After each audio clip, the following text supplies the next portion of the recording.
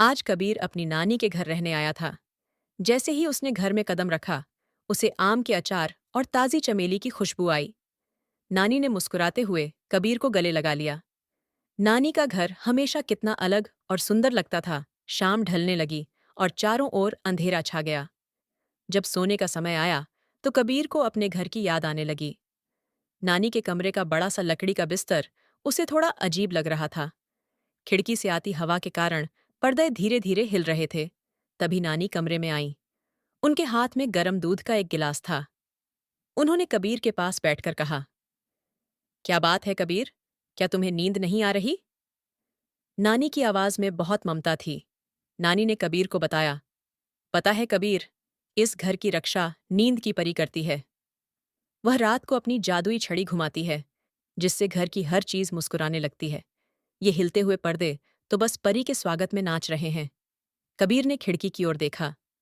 अब उसे दीवार पर बनते पेड़ के साए डरावने नहीं, बल्कि नाचते हुए दोस्त लगने लगे। उसने दूध का गिलास खाली किया और थोड़ा मुस्कुराया। नानी उठी और कोने में रखे एक पुराने संदूक के पास गईं। उन्होंने उसे धीरे से खोला। उसमें से बहुत सारी रंग बिरंगी और मुलायम रजाइयां निकलीं। नानी ने कहा, इसमें एक जादुई रजाई भी है जो तुम्हें बादलों की सैर कराएगी। नानी ने कबीर को वह सबसे मुलायम रजाई ओढ़ाई। इसकी खुशबू धूप और मोगरे जैसी थी। कबीर को लगा जैसे किसी ने उसे प्यार से अपनी गोद में भर लिया हो। बिस्तर अब उसे बिल्कुल पराया नहीं लग रहा था। नानी बिस्तर के किनारे बैठ गईं और एक कहानी सुनाने लगीं। एक छोटा बादल था जो आसमान में खेलते खेलते थक गया था।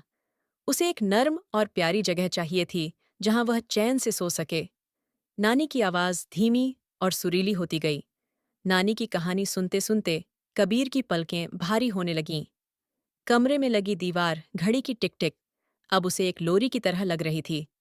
उसे महसूस हुआ कि नानी का घर प्यार और सुरक्षा से भरा हुआ है। नानी ने धीरे से कबीर के माथे को चूमा और बत्ती बुझा दी। कबीर अब गहरी और सुखद नींद में था। उसे पता था कि कल सुबह जब वह जागेगा तो नानी का प्यार और ढेर सारी खुशियां उसका इंतजार कर रही होंगी।